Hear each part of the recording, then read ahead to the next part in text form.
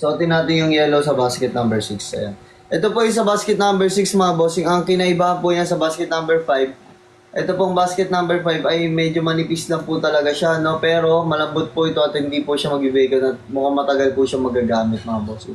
Ito naman po, honest review lang dito mga bossing madam, no? Ito naman po, makapal-kapal naman po siya. May garter din mga bossing. Tapos, yung garter kasi pwede itong mag-bacon sa katagalan, no? So, hindi natin alam mga bossing. Ayan. So, kayo na po bahala kung ano po i-check out nyo. Mas maganda kung dalawa i-check out nyo.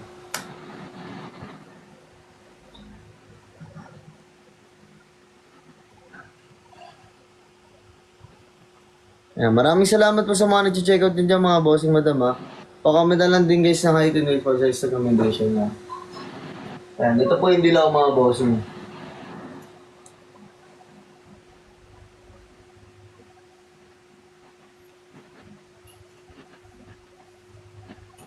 Ayan. Inulit ko mga bossing ha. Check out na po tayo dyan kaagad ha. Habang may stock pa po tayo at habang tayo naka-live flash mga bossing ha. Comment na lang din guys ng height and weight for size recommendation. Inulit ko po pala mga bossing. Ang pinopokus ko po dito itinda is yung basket number 1. Tsaka po yung basket number 2 mga bossing. Dahil po sarili nating brand yan mga bossing madam ha. Kaya inulit ko po guys sa mga viewers natin mga bossing madam.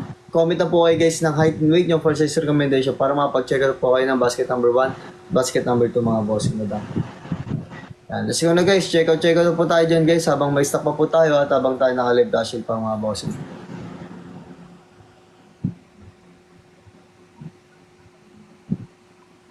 Good evening po boss, oy, good evening boss coach.